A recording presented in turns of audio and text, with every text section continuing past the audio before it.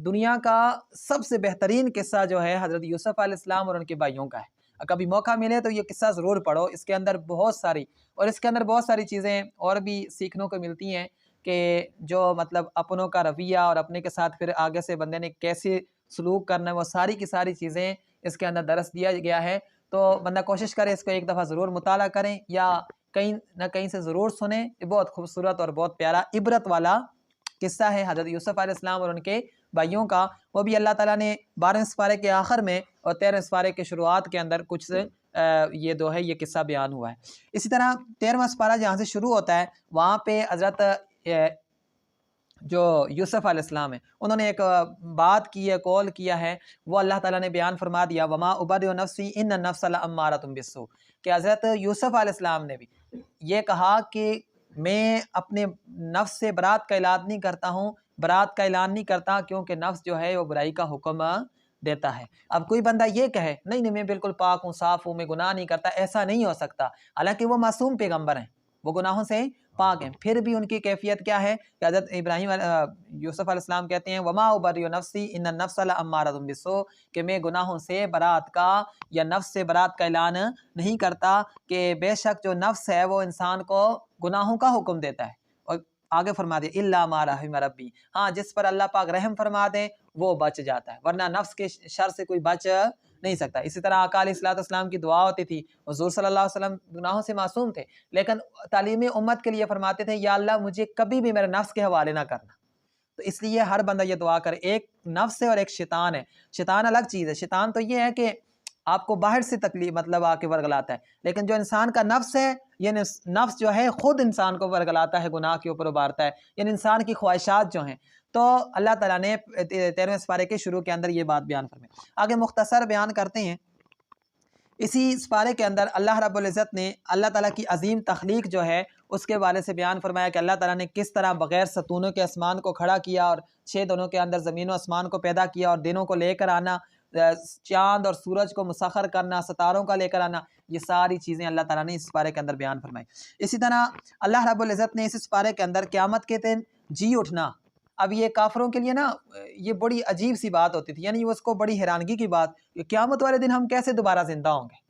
کیسے ہم دوبارہ زندہ ہوں گے، تو ان کے لیے یہ بڑی حیران کن بات ہوتی تھی، وہ اللہ تعالیٰ نے وہ بھی بات اس سپارے کے اندر بیان فرما دی۔ اس طرح اللہ تعالیٰ نے یہ بھی بیان فرمایا کہ اللہ تعالیٰ علام الغیوب ہے، ہر چیز کا علم اللہ پاک کے پاس ہے، وہ بھی اللہ تعالیٰ نے اس سپارے کے اندر بیان فرما دیا۔ اللہ تعالیٰ نے آگے اس سپارے کے اندر فرما دیا کہ ان اللہ لا یغیر ما بقوم حتی یغیروا ما بانفسہم، اللہ تعالیٰ اس قوم کی حالت اس وقت تک نہیں تبدیل کرتا جب تک وہ اپنی حالت خود تبدیل نہ کرے۔ یہ ہر انسان کی بات ہے، جب تک انسان خود اپنے آپ کو تبدیل کرنے کی کوشش نہ کرے اللہ تعالیٰ کو کوئی ضرورت نہیں ہے۔ ہم محتاج ہیں رب کے، رب ہمارا محتاج نہیں ہے، تو ہر بندہ خود آ کے اگر تبدیل ہونے کی کوشش کرے، آ کے سجدے میں سر رکھ کے اگر مانگے یا اللہ مجھے اپنی بندگی عطا فرما، اور سوال بھی بندگی کا ہی ہونا چاہیے۔ سب سے بڑی چیز ہی جو ہے، سب سے بڑی دولت یہ ہے کہ بندہ اللہ کا بندہ بن کے رہ جائے دنیا میں، یہ سب سے بڑی دولت ہے۔ تو اگر بندہ خود چینج ہونے کی کوشش کرے تو اللہ پاک اس کی مدد فرماتا ہے اور وہ اچھے کام کرنا شروع کر دیتا ہے۔ اسی طرح کائنات کی تمام مخلوقات اللہ کی تسبیح اور تمحید بیان کرتی ہیں، وہ بھی اللہ تعالیٰ نے اسی سپارے کے اندر بیان فرما دیا کہ ہر چیز، دنیا کا ہر چیز، کائنات کی ہر چیز اللہ کی تحمید اور تسبیح بیان کرتی ہیں۔ تو یہ پرند، یہ چرند، یہ جانور، جتنے بھی یہ درخت، یہ بوٹے، یہ ساتھ میں یہ جو جتنے بھی پتھر وغیرہ، یہ ہر چیز جو ہیں اللہ کا ذکر کرتی ہیں۔ اور آگے شب برات آ رہی ہے تو آقا علیہ السلام نے ارشاد فرمایا کہ اس رات 27ویں کی رات ہر چیز جو ہے شب قدر، تو شب قدر کے اندر حضور صلی اللہ علیہ وسلم نے فرمایا کہ ہر چیز سجدے میں گر جاتی ہے، ٹھیک ہے نہیں؟ تو یعنی یہ ہے کہ ہر چیز تسبیح کرتی ہے، تحمید بیان کرتی ہے، اللہ کی حمد بیان کرتی ہے۔ اسی طرح اس سپارے کے اندر اللہ تعالیٰ نے بیان فرمایا کہ تم لوگ کس بنیاد پر، یعنی آخر کس بنیاد پر تم کسی چیز کو اللہ کے مشابہ بناتے ہو، یہ جو بتوں کو اللہ کے مشابہ بناتے تھے نعوذ باللہ، تو اللہ نے فرمایا کس بنیاد پر تم ان بتوں کو اللہ کے برابر کرتے ہو۔ تو اللہ تعالیٰ نے یہ بھی بات اس سپارے کے اندر بیان فرمائی، غیر اللہ کو پکارنا، اللہ نے فرمایا اللہ کے علاوہ کسی اور کو پکارنا یہ بے فائدہ ہے، اس کا کوئی فائدہ نہیں ہے۔ اسی طرح اللہ تعالیٰ نے ارشاد فرمایا کہ انجام کس کا اچھا انجام ہوگا اور کس کا برا انجام ہوگا، تو مومنین کا، ایمان والوں کا اچھا انجام ہوگا، اور جو کافر لوگ ہیں ان کا برا انجام ہوگا، وہ بھی اللہ تعالیٰ نے اس سپارے کے اندر بیان فرما دیا۔ اس طرح اللہ تعالیٰ نے ارشاد فرمایا حق باقی رہے گا، حق کبھی مٹ نہیں سکتا، اس کی اللہ پاک نے ایک مثال بیان فرمائی۔ اسی طرح اسی سپارے کے اندر اللہ تعالیٰ نے ارشاد فرمایا کہ اگر کسی بندوں نے دلوں کا سکون ڈھونڈنا ہے تو اللہ نے فرمایا کہ الا بذکر اللہ تطمئن القلوب، کہ خبردار جو دلوں کا سکون اور چین ہے وہ صرف اور صرف اللہ کے ذکر میں ہے۔ دنیا میں بندہ کہیں پر بھی جائے، کدھر بھی جا کے ڈھونڈ لے، وہ سکون وہ چین کہیں اور پہ نہیں ملنا جو سکون اور چین اللہ نے اپنے ذکر میں رکھا ہے۔ تو فرما دیا خبردار، یعنی خبردار الا یہ عربی کے اندر بہت یعنی تنبیہ کے یہ لفظ آتا ہے کہ خبردار، ادھر ادھر دور بھاگنے کی ضرورت نہیں ہے، اگر سکون چاہیے تو اللہ کا ذکر کرو، اللہ تمہیں اپنے ذکر کے اندر سکون عطا فرمائے گا۔ اسی طرح اللہ رب العزت نے ارشاد فرمایا کہ اگر یہ قرآن اثر کرے نا ظاہری طور پہ، ویسے تو باطنی طور پہ اثرات اس کے بڑے ہیں لیکن آنکھ والے لوگوں کو نظر آتے ہیں، ہر کسی کو نظر بھی نہیں آتے، تو فرمایا کہ اگر ظاہری طور پہ یہ قرآن اثر کرنا شروع کر دیں تو یہ پہاڑ اس کو سن کر پہاڑ چلنا شروع کر دیں اور مردے دوبارہ زندہ ہو جائیں۔ اتنا اللہ پاک نے اس قرآن کے اندر اثر رکھا ہے، لیکن وہ اثر چھپا کے رکھا ہے۔ اب جو آنکھ والے لوگ ہیں، جن کو تھوڑی بہت روشنی ہے، جن کو تھوڑا بہت شعور ہے یا جن کو تھوڑی بہت لگن ہے، ان کو کچھ نہ کچھ ضرور محسوس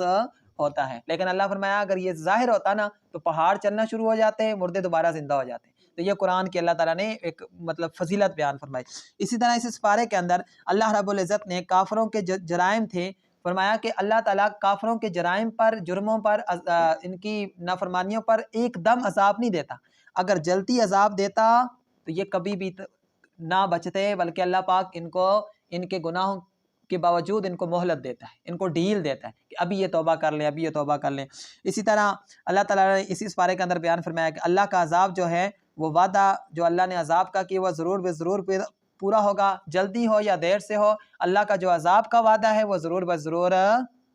پورا ہوگا۔ آگے جو ہے اس سپارے کے اندر سورہ ابراہیم شروع ہوتی ہے۔ سورہ ابراہیم کے شروع کے اندر اللہ تعالیٰ نے قرآن مجید کے جو نازل ہونے کا مقصد ہے وہ بیان فرمایا، رسولوں کی جو بعثت کا مقصد ہے وہ بیان فرمایا۔ پیچھے ہم پڑھ چکے ہیں، دوبارہ دہرانے کی ضرورت نہیں ہے کہ قرآن کیوں نازل ہوا، ہدایت کے لیے رسول کیوں بھیجے گئے، لوگوں کی ہدایت کے لیے۔ اس طرح سابقہ قوموں نے جو اپنے انبیاء سے بحث کی ہے وہ ہم پیچھے بیان کر چکے ہیں، ہود علیہ السلام، نوح علیہ السلام، موسیٰ علیہ السلام، کہ جو قوموں نے اپنے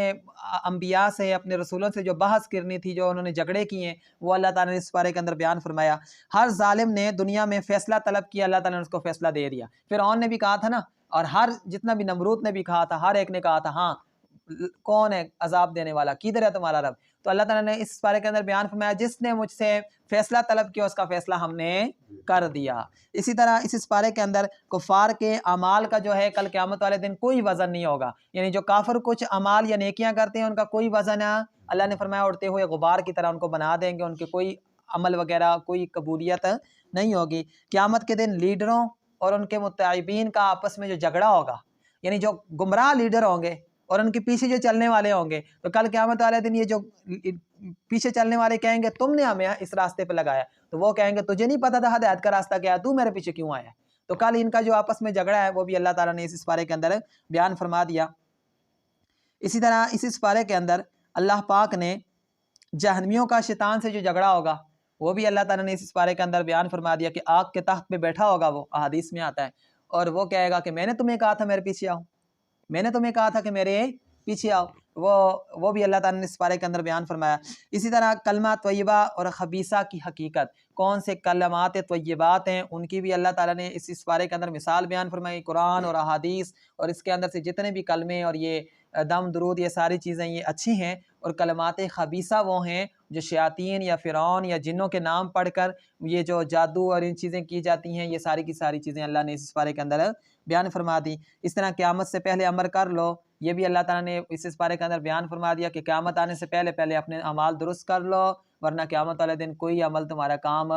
نہیں آئے گا، وہی آئے گا جو تم نے اچھے اعمال کیے ہوں گے۔ اللہ تعالیٰ کی نعمتوں کا شمار نہیں ہو سکتا، وَإِن تَعُدُّوا نِعْمَتَ اللَّهِ لَا تُحْصُوهَا، اگر تم اللہ کی نعمتوں کو شمار کرنا شروع کر دو تو کبھی بھی شمار نہیں کر سکتے۔ اگر بندہ اپنے جسم کے بارے میں غور و فکر کرے نا تو وہ بھی بندہ صحیح معنوں میں نہیں شمار کر سکتا، اور یہ جو انسان کے جسم کی رگیں ہیں اس کے بارے میں بندہ غور کرے تو انسان کی سوچ ختم ہو جائے گی، لیکن شمار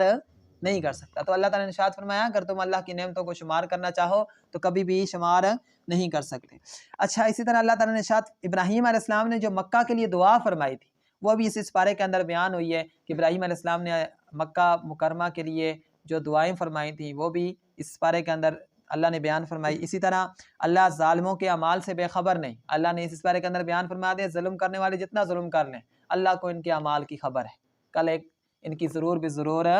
پکڑ ہوگی۔ اسی طرح اللہ تعالیٰ نے ارشاد فرمایا کہ ظالم لوگ جو سازشیں کرتے ہیں ان کی سازشیں اتنی بری ہیں، اگر یہ چاہیں تو اپنی سازشوں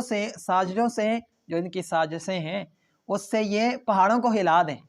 لیکن اللہ تعالیٰ نے اپنی تدبیر کے ذریعے اپنی تدبیر کو ان پر باری رکھا ہوا ہے، ورنہ یہ کیا کریں فساد پھیلا دیں، فتنہ پھیلا دیں۔ اسی طرح اللہ تعالیٰ نے قیامت کے مناظر جو ہیں اس سپارے کے اندر بیان فرمائے ہیں۔ اللہ پاک ہمیں عمل کی توفیق عطا فرمائے۔ وما علینا الا البلاغ المبین۔